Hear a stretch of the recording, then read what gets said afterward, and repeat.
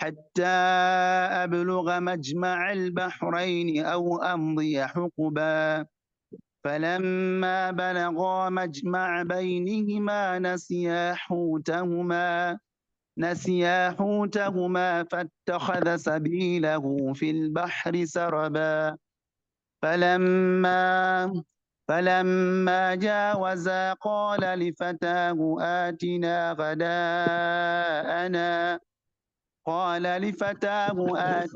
غداءنا لقد لقينا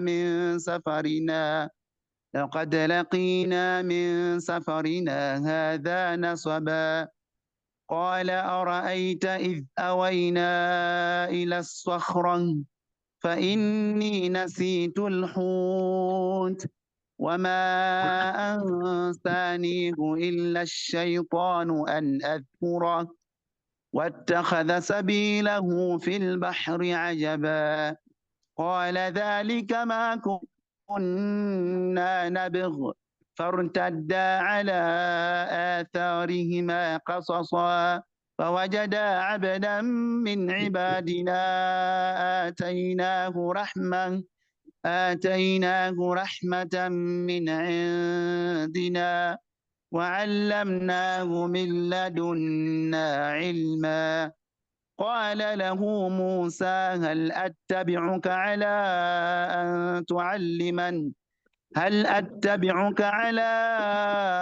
أن تعلمني مما علمت رشدا قال إنك لن تستطيع معي صبرا وكيف تصبر على ما لم تحط به خبرا قال ستجدني إن شاء الله صابرا ولا أعصي لك أمرا قال فإن اتبعتني فلا تسألني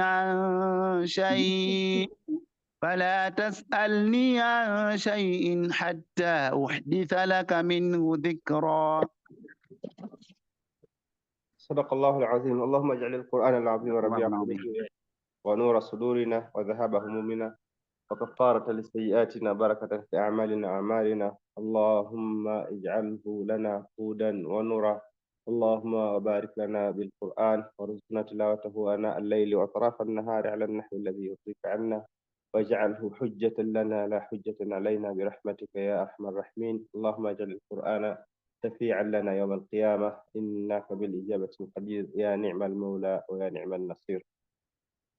آمين آمين. وبعد، بسم الله والحمد لله. Leo insha Allah tunatarajia kuanza kisa katika visa vikubwa vya Suratul Kahfi, kisa cha tatu. Kisa cha kwanza ilikuwa ni cha Sahibul Kahfi, Ashabul Kahfi. Kisa cha pili ni Sahibul Jannataini, na kisa cha tatu ni hichi kisa cha Musa alayhi salatu wassalam. Na baina ya kisa hiki na kisa kilichopita cha Sahibul Jannataini palikuwa na visa vidogo vidogo na makumbusho makubwa ya ahwali za siku ya Kiyama na hali za watu wa motoni, na pia mazuri yaliyoko peponi na mengineyo aliyoamrishwa Mtume sallallahu ambayo pia wameamrishwa waumini. Kisa hiki kinaendeleza katika yale mambo makubwa ambayo mwanadamu anakutana nayo katika maisha ya kila siku. Kisa cha Ashabul Kahfi ilikuwa ni mtihani wa ujana, mtihani wa fitna za wanasiasa katika nchi na kujitoa muhanga kwa Uislamu kwa ajili ya dini yake, hata ikibidi kuacha nchi yake na mali yake na kazi yake na familia yake na kila kitu chake. Ambayo ndio fitna kila mtu kwa kadiri ya hali atapita kwa namna moja au namna nyingine. Fitna ya pili ni fitna ya mali, ambapo mpigwa mfano mtu alikufuru kutokana na kupewa mali, halafu Allah Subhanahu wa ta'ala akaiangamiza akambakisha akiwa ni mwenye kujuta. Leo tunaanza fitna ya mtu aliyejaliwa mali, aliyejaliwa ilmu mpaka akafika pahali Nabii Musa, kutokana na ule uwezo wake wa kuzungumza na Allah Subhanahu wa ta'ala, kila anapotaka kufanya hivyo, kila anavyojiwa na swali ambalo halijui akawa anauliza kwa Allah, akafika pahali akawatolea watu siku moja, watu nyoyo zikalainika, watu wakalia, Alipoondoka akafatwa na mmoja katika watu wale wana wa Israeli, akamuuliza, hivi je, katika ardhi kuna mtu yote anayejua zaidi kuliko wewe? Musa akapima akaona hakuna mtu ambaye amepata fursa ya kuzungumza na Allah kama mimi nilivyoipata. Kwa mimi peke yangu ndo ambaye nina elimu zaidi. Akamwambia kwamba mimi ndio ambaye najua zaidi. Allah subhanahu wa ta'ala akachukizwa na hilo, kwa hiyo akamwamrisha ende akajifunze katika safari hii. Kwa ujumla katika safari hii kuna adabu za mtu kutafuta ilmu. Adabu za kutafuta ilmu ndio ambazo hasa zipo katika kisa hichi, lakini kuna na faida nyingine za kielimu nyingi kama ambavyo tutaziona. Tutapita tafsiri ya neno kwa neno ili tukimbilie kwenda kwenye mafunzo, kwa sababu kisa hichi kina mafunzo mengi ndani yake. Wa idh qala Musa, nakumbuka ewe Muhammad, watajie watu wako aliposema Musa alifatahu, kumwambia kijana wake anaitwa Yusha ibn Nun, ambaye alikuwa ni mtu anayefuatana na Nabii Musa katika safari zake. Na ameitwa lifatahu, kijana wake, kama kwamba anammiliki, kwa sababu Yusha alikuwa ni mwanafunzi wa Nabii Musa alayhi salatu wassalam. Alisema Musa, la abrahu, sitoacha mimi kwenda, hata ablugha majma' al-bahrain, mpaka nifikie makutano ya bahari mbili, sehemu ambapo bahari mbili tofauti zinakutana, zenye rangi tofauti, bila shaka zenye density tofauti, zenye tabia tofauti, zinakutana katika sehemu hiyo, wala haziingiliani. Inajulikana hii ni bahari fulani na hii ni bahari fulani. Au amri ya hukuba, au nitumie muda wa karne nzima nikiwa ninakwenda tu mpaka safari yangu hii nifanikiwe. Yani alikuwa ameamrishwa na Allah afanye hivyo, kwamba aende akajifunze kutokana na kauli yake kusema kwamba yeye ndio anayejua zaidi katika walimwengu. Falamma balagha, walipofika wawili hao Musa alayhi salam na Yusha alayhi salam, majmaa bainihima, sehemu ambapo bahari hizo mbili zinakutana, nasiya hutahuma, wote wawili Musa na Yusha walisahau samaki wao ambaye walikuwa wamemweka katika mkoba, wanasafiri naye kwa ajili ya kuwasaidia kama chakula. Fatakhadha sabilahu fil bahari saraba, akafuata njia fatakhadha sabilahu, akafuata njia yake fil bahari, katika bahari, saraban, manake akatengeneza njia ambayo inabakia, njia ambayo inaonekana. Fatakhadha sabilahu fil bahari saraba, akafanya njia katika bahari ambayo inaonekana. Wameelezea kwamba ilikuwa ni sehemu ambayo haijaguswa na maji, njia yake ikawa ni mfano wa jiwe, kila alipopita yeye athari yake inaonekana, maji hayafuti sehemu ile ambayo samaki huyu walipita kutoka katika mkoba mpaka kufikia baharini. Falamma jawaza, walipovuka sehemu hiyo ambayo ndiyo hasa waliokuwa wamekusudia kwenda, qala lifatahu, akamwambia kijana wake, atina ghadaana, tupe lete chakula chetu cha usiku. Laqad laqina min safarina hadha nasaba, kwa hakika tumepata machofu katika safari yetu hii. Laqad laqina, kwa hakika tumepata sisi, min safarina, katika safari yetu hii, hadha, safari hii, nasaban, machofu. Qala, akasema kijana wake, araaita idh awaina ila sakhra, je, unajua kwamba pale tulipolala usiku katika jangwa, fa inni nasitu alhuta, hakika mimi nilisahau samaki. Yani nilisahau samaki alipotoka, kukujulisha kama ambavyo ulikuwa wewe umenijulisha kabla kwamba sehemu ambapo samaki atatoka, sehemu hiyo ndio alama kwamba mahali hapo ndio tunatakiwa tufikie safari yetu, tukutane na huyo, tunaenda kumtafuta mwalimu wangu kunifundisha. Kwa anasema fa inni nasitu alhuta, kama mimi nimesahau samaki alipotoka, wama ansanihu, lakini hakunisahaulisha mimi, illa shaitani, isipokuwa shaitani kwa wasiwasi wake, an adhkurahu, akaniepusha kutokana na kunipeleka kwenye fikra hii na hii, niweze nisilikumbuke jambo hili. Watakhadha sabilahu fil bahri ajaba, na yule samaki alifanya njia yake kuelekea katika bahari kwa namna ya kimiujiza, kwa namna ya kimaajabu kabisa. Qala dhalika ma kunna nabghi, akasema Nabii Musa kwamba jambo hilo ndio jambo ambalo sisi tulikuwa tunalitafuta, jambo hilo ndio jambo ambalo sisi tulikuwa tunalitafuta. Fartadda ala atharihima qasasa, wakarudi nyuma. Fartadda, wakarudi nyuma Musa na Yusha, ala atharihima, kwa kufuata alama za miguu yao, ala atharihima qasasan, hali ya kuwa wanarejea kurudi nyuma kule ambako walitoka kwa kufuatisha alama hizo. Qasasan ina maana ile ile ya kurudi kwa kufuata athari. Kwa hiyo fartada ala atharihima qasasan, wakarudi nyuma kufuata athari zao hali ya kurudi. Fawajada abdan, wakakutana wawili hao na mja min ibadi, na miongoni mwa waja wetu, ambao imekuja katika hadithi sahihi kwamba alikuwa anaitwa Hidri. Atainahu rahmatan min indina, ambaye tumempa yeye rehma kutoka kwetu sisi. Waallamnahu min ladunna ilma, na tumemfundisha yeye elimu kutokana nasi. Qala lahu Musa, Nabii Musa akamuomba akamwambia, hal attabi'uka, je, naweza kukufuata, ala an tuallimani, ili mimi nijilazimishe wewe unifundishe. Ala yani wanasema ikija kitendo fi'lu ala fi'li, kufanya kitendo kwa juu ya kitendo fulani, ni kwamba inamaanisha kile kitendo cha pili mimi nitakuwa ninajilazimisha ala unifundishe mimi wale uliofundishwa wewe, rushdan, mambo ambayo yatanifikisha mimi katika uongofu. Yani maana yake kwamba Nabii Musa lengo lake la kutafuta elimu ilikuwa ni kutafuta uongofu, wala haikuwa elimu yake ya kutafutwa kwa ajili ya ubishi au kwa ajili ya kupata umashuhuri au kwa ajili ya kuwapita watu wengine au kuwafanyia dharau watu ambao watakuwa wamepita katika elimu. Kwa hiyo moja kwa moja Nabii Musa akaeleza kwamba kwanza anaomba, hal attabi'uka, je, naweza kufuatana na wewe, ala an tuallimani, akataja wazi kwamba nataka wewe unifundishe mimi, kitu ambacho baadhi ya watu huwa wanashindwa. Wanasema nije tufanye discussion kidogo, nije unipitishe kidogo, nije. Mtu anatakiwa adhihirishe unyonge, kama ambavyo tutaona katika mafunzo. Ala an tuallimani, unifundishe mimi, mimma ulimta rushda, katika yale ambayo umefundishwa wewe, mambo ambayo yanampelekea mtu katika hidayah, katika kupata uongofu kutoka kwa Allah subhanahu wa ta'ala. Qala, akasema Al-Hidhru, innaka, hakika ya wewe, lan tastati'a ma'iya sabra, hutoweza pamoja na mimi kustahamili, hutoweza pamoja na mimi kusubiri.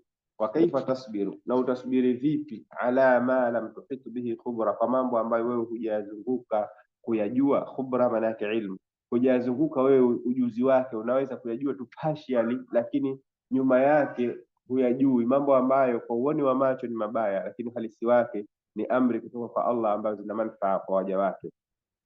Qala, akasema Nabii Musa, satajiduni, utanikuta mimi insha Allah, akitaka Allah, sabiran, ni mstahamilivu katika safari yetu hii ya wewe kunifundisha mimi elimu. Wala aasi alaka amra, na mimi sitoasi amri yoyote itakayoniamrisha. Ninakuahidi kwamba mimi nitakuwa mstahamilivu na wala sitoasi amri yoyote. Hii ni katika, kama ambavyo tutaona kwa mbele, ni kwamba mtu inajuzu kuazimia hata kama jambo hilo atashindwa kulitekeleza, lakini katika kheri mtu inajuzu kuazimia na kutangaza azma yake kwamba nitafanya kheri hii na nitafanya kheri hii hata kama atashindwa kutekeleza kheri hiyo.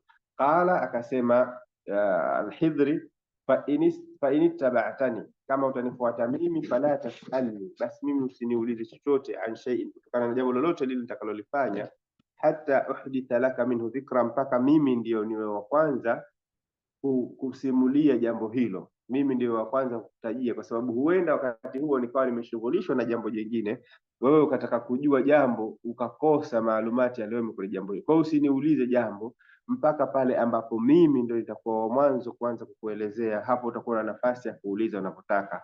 Katika adabu za elimu, mtu kuto kumvamia mwalimu wake kwa maswali mpaka mwalimu atakapotoa ruhusa hiyo.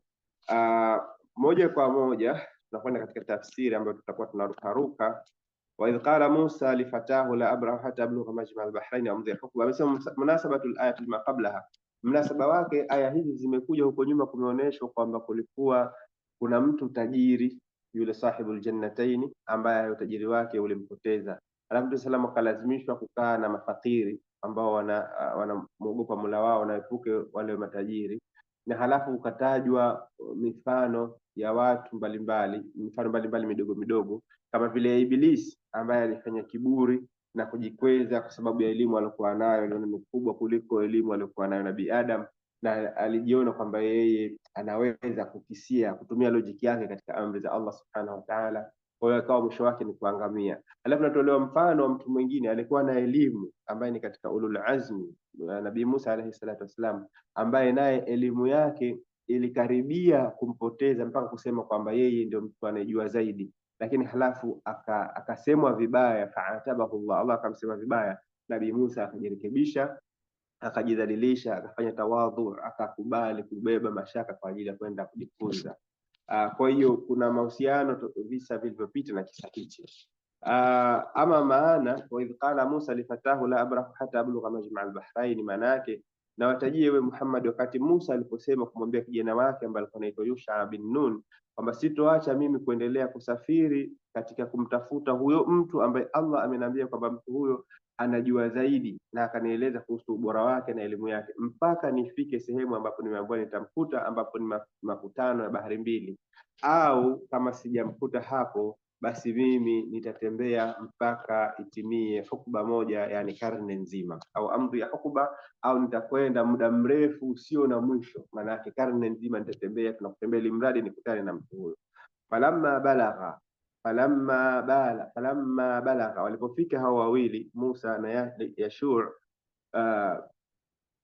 majmaa bainihima, sehemu zinapokutana bahari mbili hizo, nasiya hutahuma, watu wawili yani Nabii Musa, hii ilikuwa ni mission yake yeye. Kwa hiyo hili jambo hili lilikuwa kubwa kwake yeye kiasi kwamba alitakiwa awe anachunguza kila baada ya muda, na Yusha ambaye aliona kabisa ile samaki akitoka katika mkoba walikuwa wamebeba, mkoba mkubwa, akaanza kupaparika, akatengeneza njia mpaka akafika katika bahari, halafu bahari ikawa haifuti yale maji yake, ile njia, alama anayoifanya inaachiwa na maji, panakuwa kama pakavu, kama kwamba ni jiwe.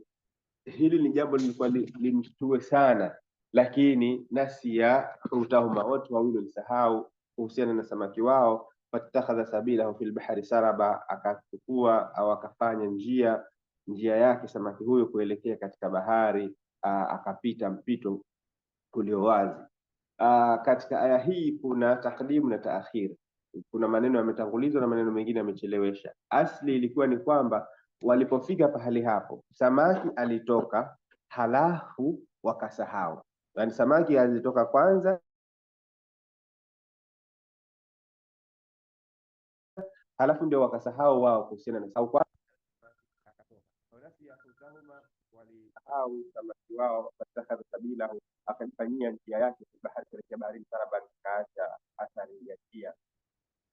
Anasema walipofika Musa na kijana wake sehemu ambapo bahari mbili zinakutana, walisahau hapo samaki wao, ambaye Allah subhanahu wa ta'ala alijalia kwamba hiyo samaki akitoka ndiyo dalili kwamba hapa ni kwamba alhamdulillah.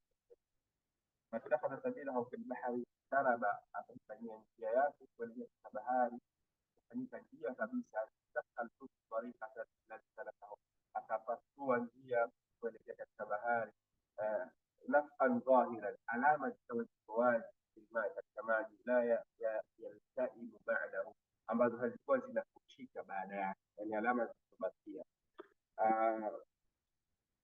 Hadithi hizi nyingi zao ni kutoka kwa Ubay bin Ka'b ambaye amemsimulia Abdullah bin Abbas, naye akawa anasimulia na katika Bukhari na Muslim, ambayo ndio kwa ujumla kisa kwamba Nabii Musa alisema kwamba yeye aliulizwa, akasema mimi ndio najua zaidi. Allah fa'atabahu, akachukizwa na jambo hilo, akamkemea, akamwambia kama mimi na mja wangu ambaye anapatikana katika masikio bahari mbili, makutano ya bahari mbili, nenda ukajifunze yeye na alama yake ni kama sehemu hiyo, kama kweli anakufa hiyo ndio alama kwamba hapo ni mahali ambapo mja huyo atapatikana. Mfuate ujifunze katika yale ambayo yeye anayajua. Basi sauti iko chini kidogo. Falamma jawaza, walipovuka sehemu ile ambapo samaki wao walitoka, qala li fatahu, walimwambia yule kijana wake, atina ghadaan, chakula cha usiku, kwa maana ya kwamba walilala pale katika usiku ule waliolala, ndio samaki akatoka, wakatembea mchana wa kutwa. Ilipofika usiku mwingine ndio Nabii Musa akaomba chakula, atina ghadaan, usiku, laqad laqina min safarina hadha nasaba, hakika tumepata sisi katika safari yetu hii taaban wa mashaqqatan, taabu na matatizo, tumepata matatizo makubwa katika kutafuta elimu na kumtafuta huyu mwalimu mwenyewe. Alafu akasema yule mtu, qala araaita, araita idha awayna ila safra saidina Yusha bin Nun akamwambia Nabii Musa alayhi wasallam, araita hina akamna inda, unajua pale wakati tulipobaki katika bonde التي في مجمع البحرين ambayo liko katika sehemu bahari mbili zinapokutana, fa inni nasitu fi dhalika al-makan, mimi nilisahau habari ya samaki akukwambia kwamba alitoka akaenda baharini katika sehemu na wama ansanihu, na hakuna aliyenisahaulisha illa shaitanu anadhkurahu, kwa shaitani ndio alinisahaulisha mimi nisiwezi kukumbuka jambo hilo. Yani kusahau hakuna siji na Allah subhanahu wa ta'ala. Sahau tunasema kwamba Allah amenisahaulisha hivi katika adabu, sababu kusahaulisha si jambo zuri.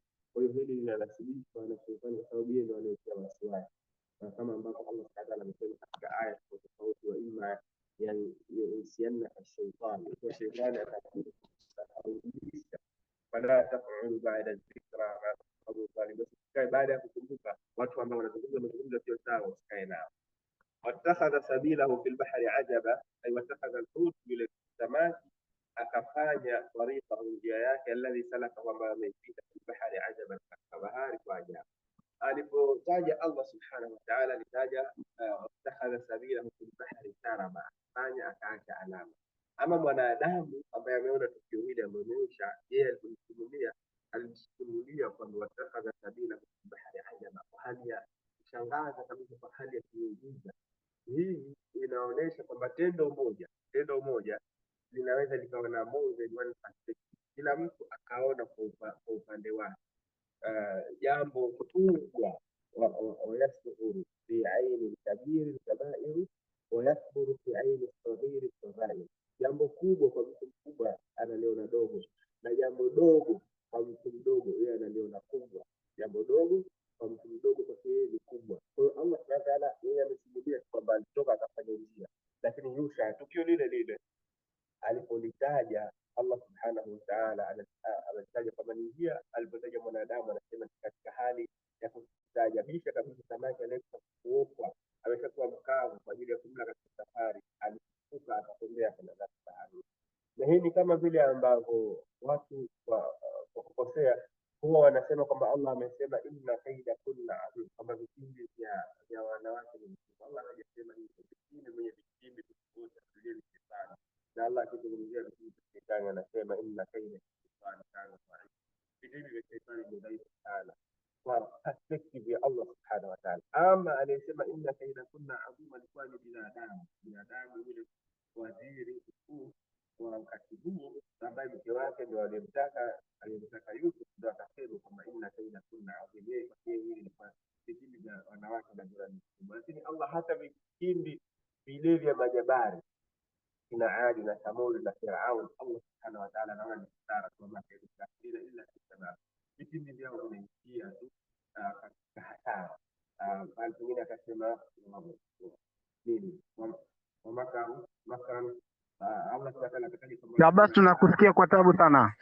Hii vile vitimbi vyao nini havikuwa vyenye kuondosha milima, tazura minhu jibal, havikuwa kama vitimbi vyao wakati makaru makrahum inda Allah makruhum wa in kana makruhum litazula minhu jibal. Vitimbi vyao haviwezi kuondosha milima ile, wanafanya vidude hivi vya kuhangaisha watu wadhaifu wa binadamu wenzao, lakini bila Allah pamoja na Allah vitimbi vya yoyote anayefanya vitimbi vyake haviwezi kufanya mlima uhame kwenda sehemu nyingine.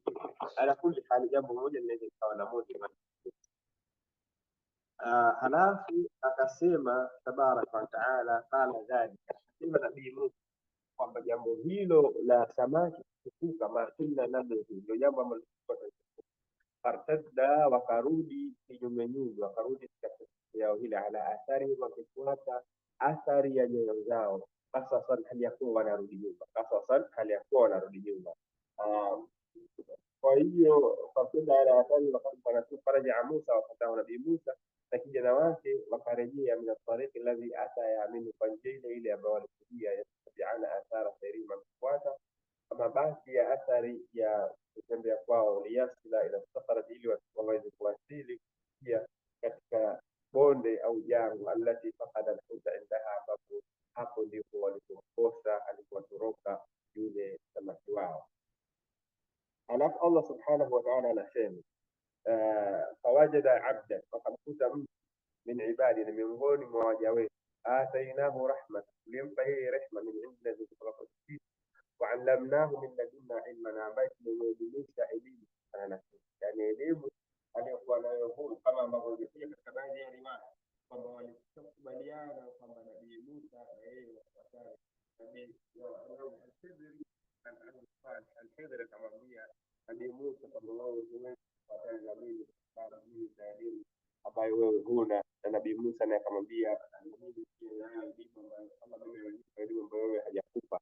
Alafu akatokezea ndege akaweka mdomo wake katika bahari, akamwambia Khidr, akamwambia Nabii Musa kwamba elimu ulionayo wewe na elimu ninayonayo mimi na elimu walionayo walimwengu wote kulinganisha na elimu ya Allah ni kama maji ambayo yule ndege amechukua, ndio elimu aliyokuwa viumbe wote, na elimu ya Allah ndio bahari ambayo. Kwa hiyo mtu huyu alikuwa amepewa elimu ambayo Nabii Musa hana, sio katika sheria. Katika sheria Nabii Musa yeye katika ulul azmi alikuwa anajua zaidi na anazungumza na Allah na anaongoza watu, lakini katika elimu za namna nyingine Allah subhanahu wa ta'ala mkono mrefu zaidi bwana huyu kuliko elimu ambayo alikuwa amepewa Nabii Musa. Fawajada abdan min ibadina, wakamkuta mja katika waja wetu, atainahu rahmatan nyingine, ambaye tumempa rehma kubwa pana kutoka kwetu, waallamnahu min ladunna ilma, na tulifunza yeye Al-Khidr kutoka kwa sisi elimu yenye manufaa, ambayo tulimfanya elimu hiyo anayejua yeye yake na wala watu wengine hawajui, katika uwezo wa kujulishwa mambo ya siri ambayo watu wengine hawajui. Allah subhanahu wa ta'ala akasema ala lahu Musa, Nabii Musa akasema kwa unyenyekevu na tawadhu, kwa kunyenyekea na kwa kujidogosha na kwa ajili ya kutafuta radhi za Allah subhanahu wa ta'ala, akamwambia hal astabiuka, je, naweza akiwa anampa option, sio lini kwetu, bali ni open question kwamba je, naweza kufuata ili akitaka amkubalie na akitaka amkubalie.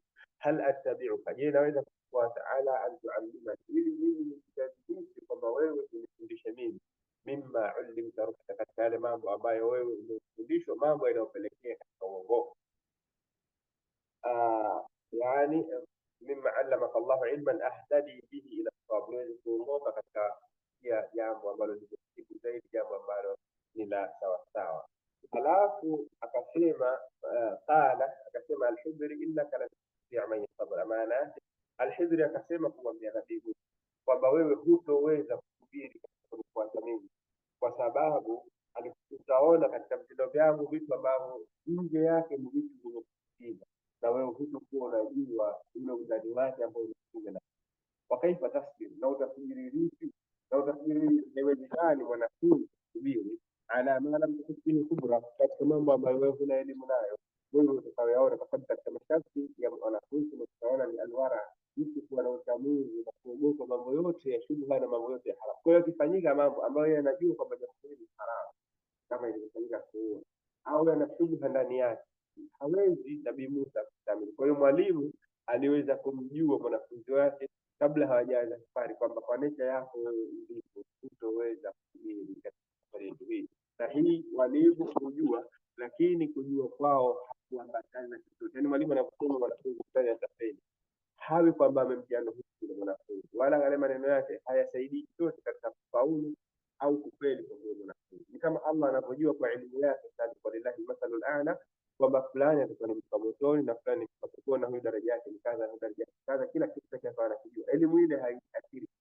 Kwa hiyo Al-Khidr alikuwa anajua, lakini haikusaidia, haiathiri ile kujua kwake kwamba basi usinifuate. La, alimwambia twende, kwa sababu ipatikane sasa ile al-ilmu sura ambayo tunatangulia kuitaja mwanzoni mwa sote, kwamba elimu sasa ya kudhihiri jambo kila mtu akaliona yana kwa macho yake, na hapo ndio mtu anakuwa accountable. Kabla ya pale mtu hahesabii na chochote kile ambacho kinajulikana kwamba kitatetea kwa yeye. Alimwambia wakaifa sasa ala iqrari juu ala iqrari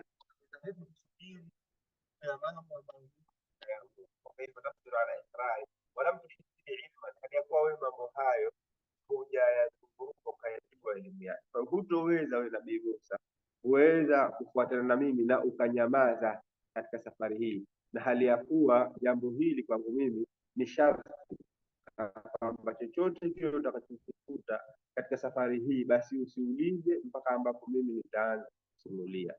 Nabii Musa akasema, Nabii Musa, satajiduni insha Allah sabira, bila shaka yote utanikuta mimi Allah akipenda ni kustahimili na kusubiri kwa yote nitakayokumbana nayo, wala asi laka amri, na wala mimi sitoasi amri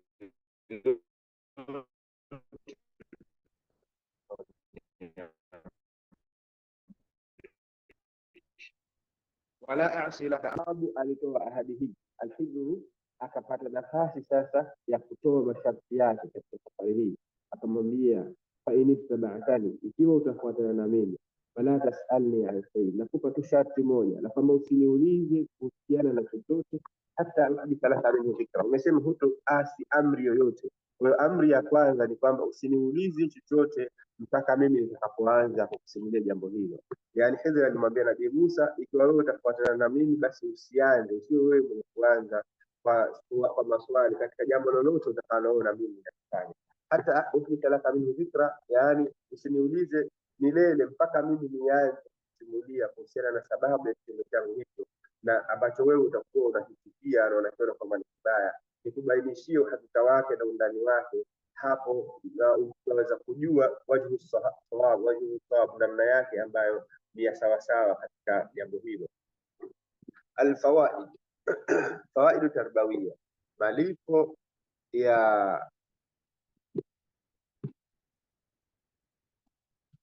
ya kielimu, mafunzo ya kielimu katika kisa hiki.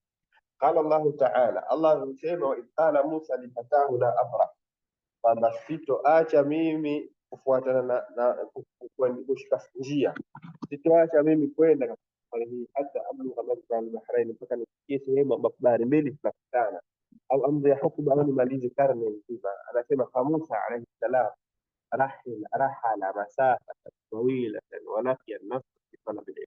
Nabii Musa alisafiri safari ndefu na alipata masafa mengi katika elimu. Kwa hiyo jambo la kwanza katika elimu ni al-ghurba. Hii ni sharti katika masharti.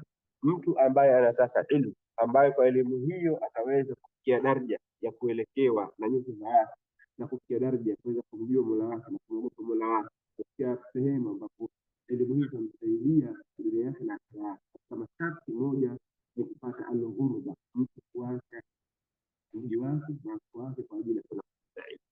Alafu jambo la pili amesema katika aya hii kuna msisitizo wa mtu kustahimili matatizo anayopata katika elimu, na kuna dalili kwa hayo mawili, na mtu kusafiri na kusubiri katika matatizo juu ya ubora wa elimu, na mtu kuhimizwa juu ya umuhimu wa kufuata elimu hata ikibidi kusafiri, na pia mtu kutumia vizuri fursa anapokutana na ulama, akaweza kuitumia vizuri fursa hiyo kwa ajili ya yeye kujifunza, hata ikiwa mwanachuoni huyo anaishi naye mbalimbali. Na anasema huo ulikuwa mwendo wa watu wema waliopita huko nyuma, wote walikuwa wasafiri safari ndefu, baadhi yao kwa ajili ya.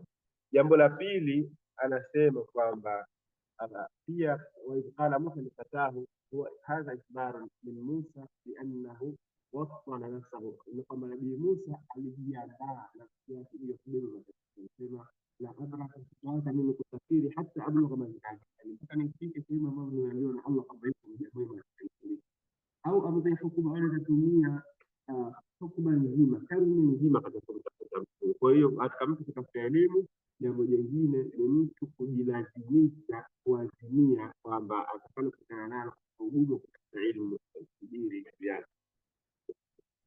Mafunzo ya tatu imekuja kwamba rahala Musa alayhi salam li talab al-ilm wa tark al-huquq inda bani Israil.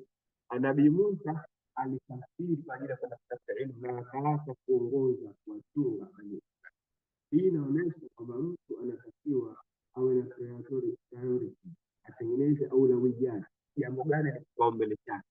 Ikitokezea jambo fulani linaitakasa nafsi yake, na wakati huu ana jukumu la kuwatakasa wengine, lile la kuitakasa nafsi yake ni aula kutekeleza faradhi kwake yeye, mfano ya sala au ya kusoma Qur'ani, ni aula kuliko yeye kwenda kuwafundisha watu Kwa hiyo mtu afanye al-ahamu kabla ya muhimu. Kuna jambo ambalo ni muhimu zaidi na lingine ni muhimu, mtu lazima awe na fikra au na mjadala, tegemea awe na kufahamu vitu gani ni vipaumbele katika maisha yako. Kwa hiyo inatangulizo kwanza haja yako ya nafsi yako katika kutafakari nafsi yako kuliko kuwataka wengine. Ndio maana mtu hukimbilia kwanza kuosha mikono yake kabla hajaanza kuosha mikono ya wengine au nguo. Jambo la nne, wa Musa alikataa.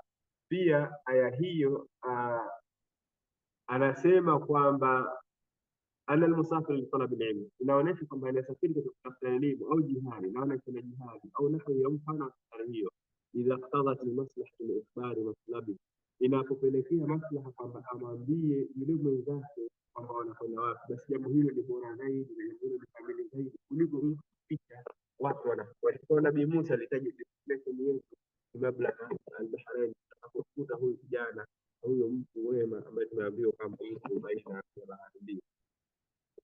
Halafu la tano tumetangulia kutaja isnadu nisyan ilayhima, kuegemeza kule kusahau wakajiegemeza wao, kwa sababu hii ndio adabu. Jambo hili anasema hakikatan ala ahli qawlaini, jambo la moja kwa moja kwamba kusahau ndio hivi ilivyo. Wengine wanasema hapana, ni adabu. Sisi tunavyojua ni kwamba hii ni adabu, mambo yote yanatoka kwa Allah. Allah anasema kullun min indillah, yote yanatoka kwa Allah. Ma asaba min hasanati min Allah, ma asaba min min nafsi, imekuja hivyo.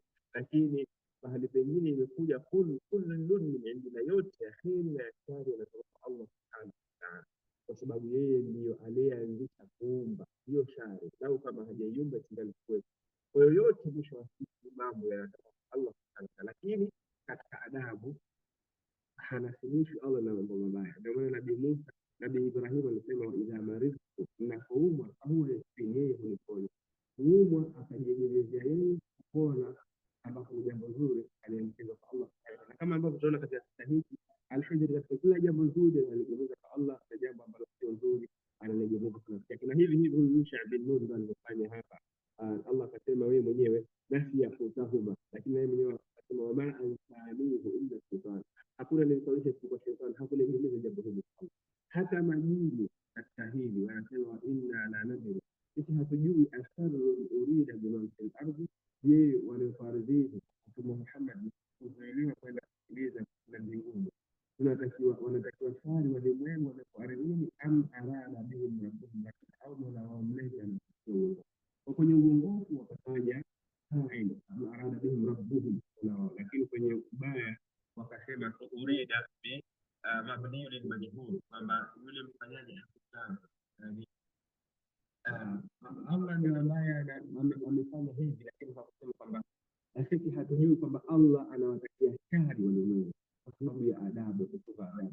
Na hivi ndio wema wote wa Qur'an, kusoma lugha zao kwa namna hii, kwamba jambo lolote la shari halinasibiki na Allah subhanahu wa ta'ala, ta'adduban kwa ajili ya mtu kujua neno gani lisemwe mbele ya mfalme wa mbingu na ardhi, na jambo gani linasibiki na mbele ya mfalme wa mbingu na ardhi, na jambo gani linastahili kufanana na neno la Mtume au linasibishwa na shetani, hali ya kuwa mwisho wa siku mambo yote yanatoka kwa Allah subhanahu wa ta'ala.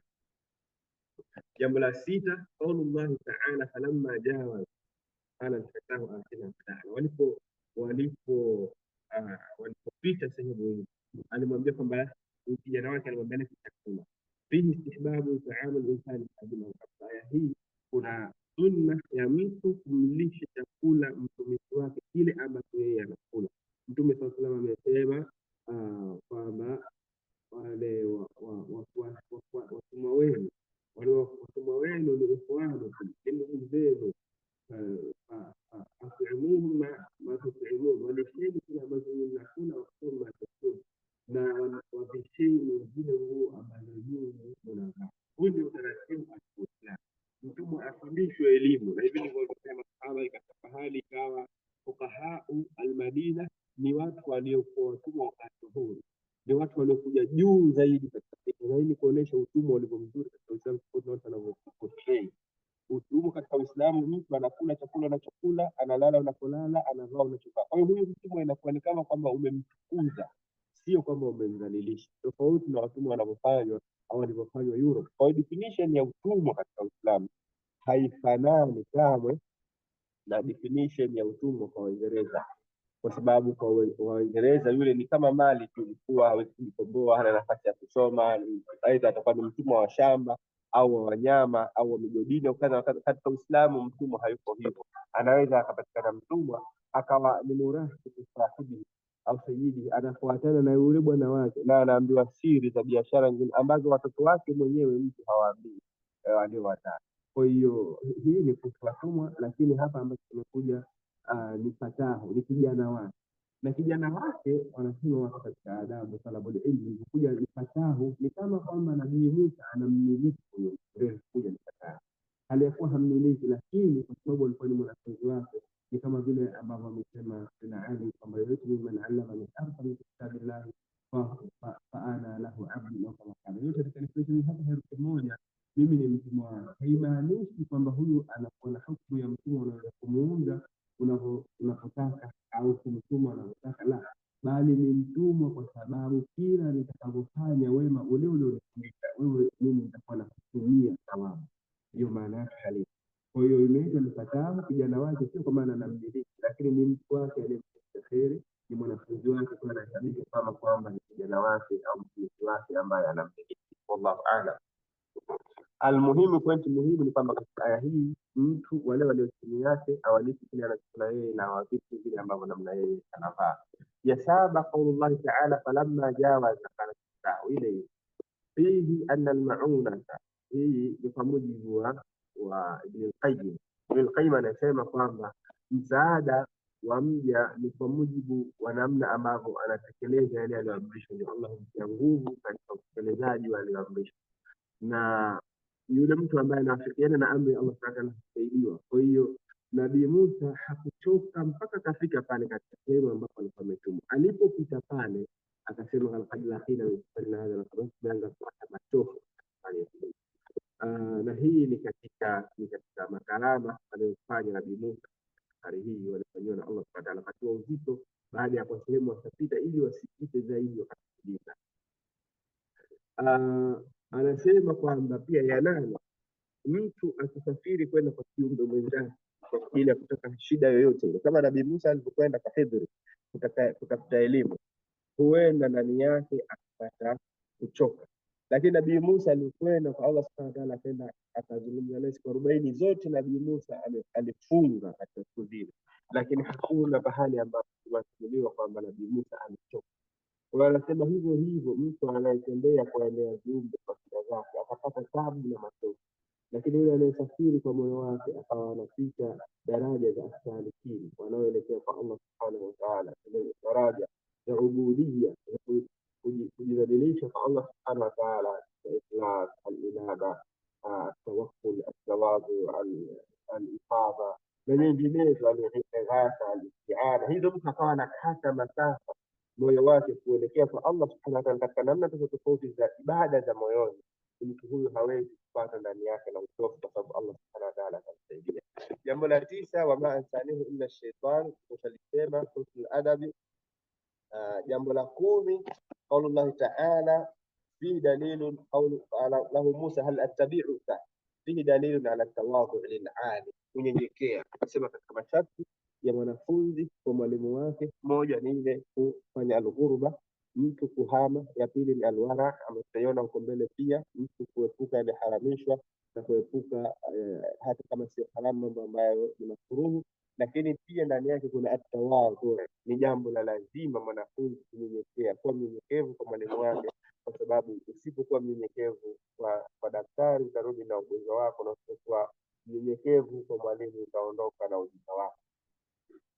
Jambo la 11, Qatada amesema lau kana ahadun yastahi min al-ilmi bi, ingalikuwa mtu kuna yoyote anayetosheka na elimu basi angalitosheka Musa, kwa sababu anazungumza na Allah, anauliza anataka.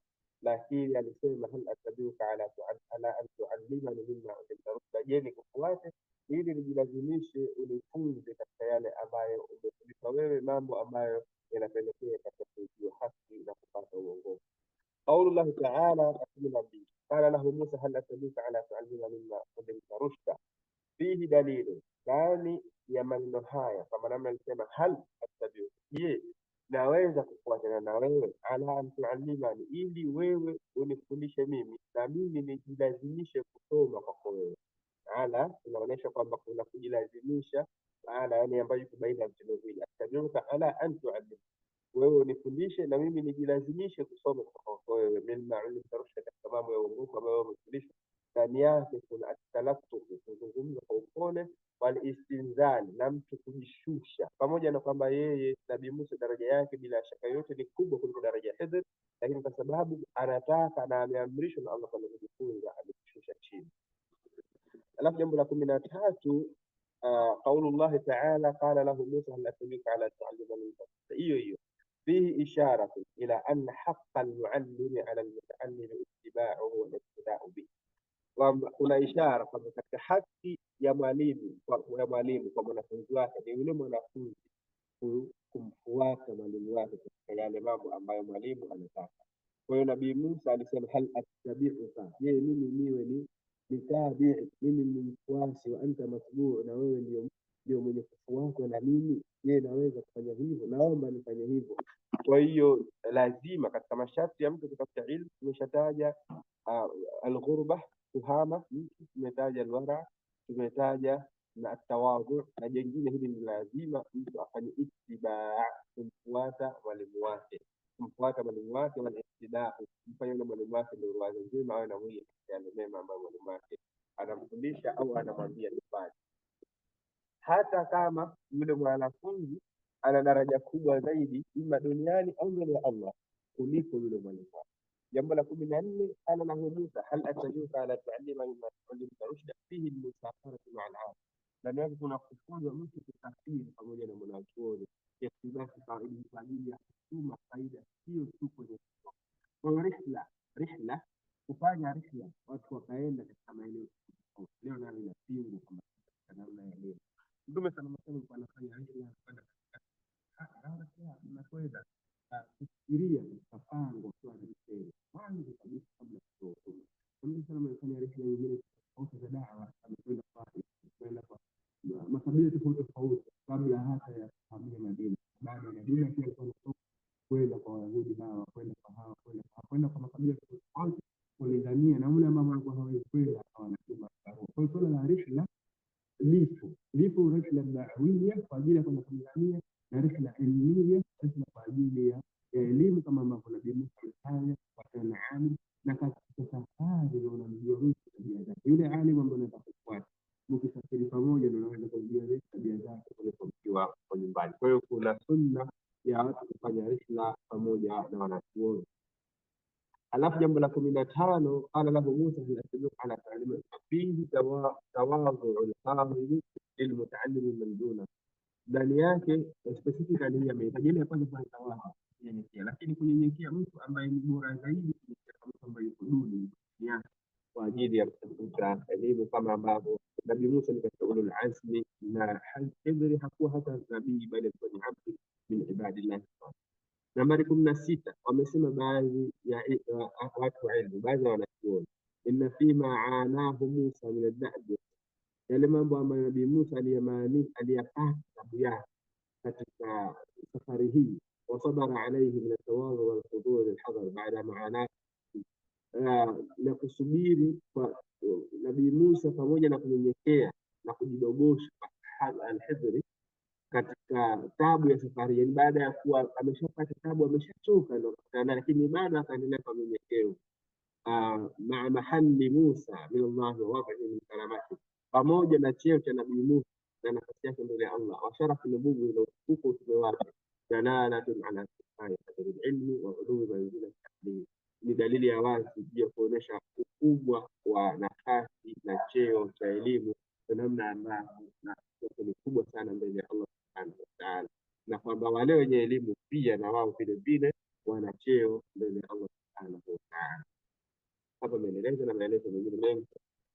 Nambari 17, qala lahu Musa hal attabi'uka, ile fihi ta'allumul alim, ndani yake kuna kumfundisha yule mwalimu alfadhili, mwalimu bora, lililmi alladhi lam yatamahhar fihi, kumfundisha mtu katika mambo ambayo bado yeye hayajui, mimman mahara fihi, yani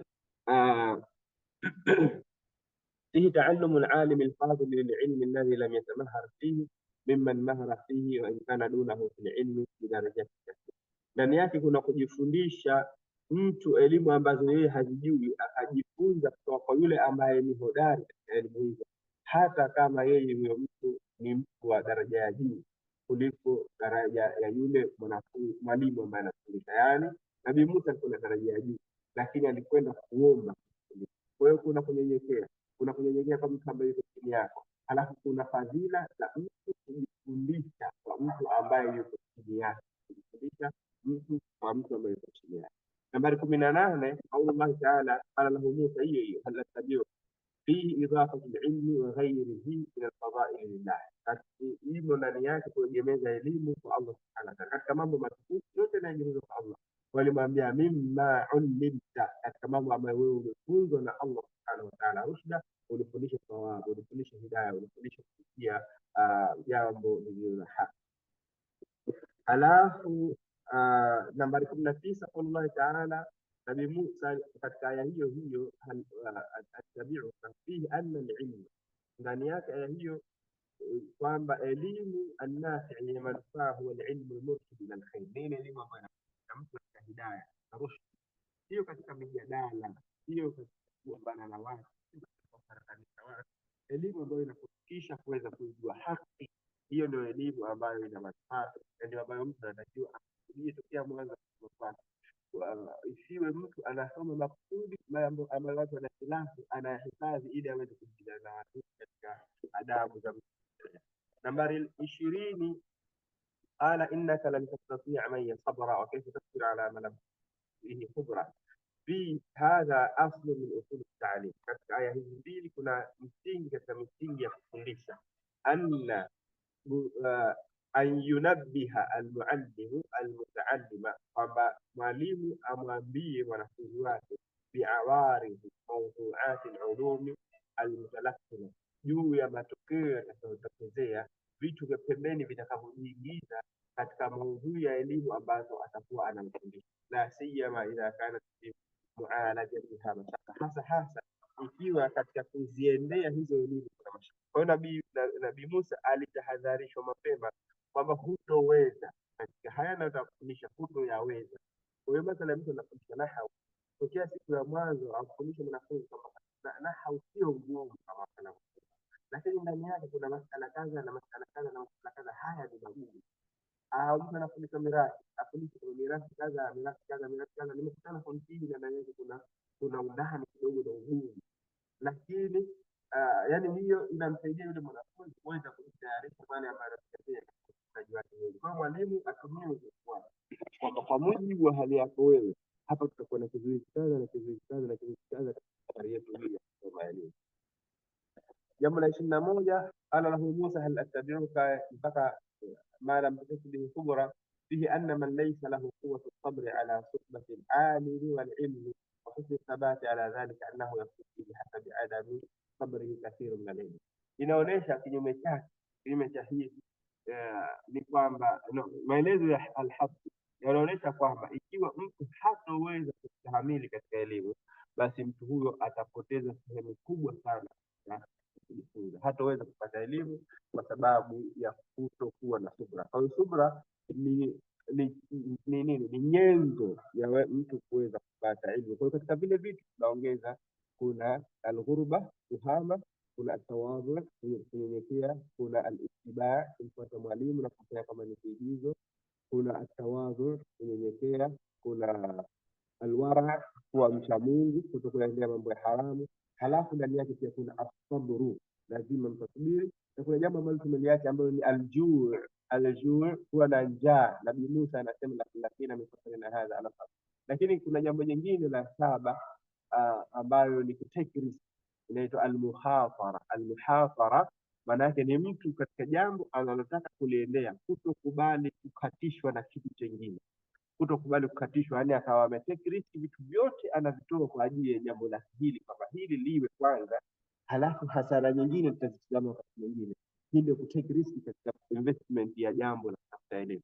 Kwa hiyo mambo haya 7 yanafanyika kwa mtu ambayo yote katika jambo hili la Nabii Musa yani kusanyika, kwa sababu ya kutake riski alisema mimi huku sitorudi hata kama itapita karne nzima. Ametake riski ya kuacha watu wake, kuacha familia yake, kuacha yeye ni nabii mursal ambaye ni kalimullah, ambaye pia ana watu wengi, umma wake ni mkubwa, kama ambavyo kama alionyeshwa alivyoonyeshwa watu, anasema nikaona watu ala ufuk, watu kwa mbali, sawadi na adhim, watu wote kuona wingi wao. Akasema hadha ummati, huu utakuwa ni ummati wangu. Akaamba hadha Musa, huu ni ummati wa Musa. Kwa hiyo nabii Musa aliacha hao wote katika jambo hili, ikawa hakuna linalomshughulisha katika familia yake kwenda kutafuta elimu kwa jambo hilo moja tu peke yake. Mafunzo yanaendelea, na baada ya mafunzo haya kuna mafunzo mengine ya kitaalamu yanakaribia 20, lakini wala hadha alqadar yakif. Insha Allah, Allah tutakisha kuendelea na aya zinazoendelea namna ambavyo safari yao ilipoanza na hizri. Wallahu a'lam wa ashhadu wa sallallahu sallama ala nabiyyina Muhammad wa ala alihi wa sallam. Fatafaddalu mashkurin maajurin. Naam.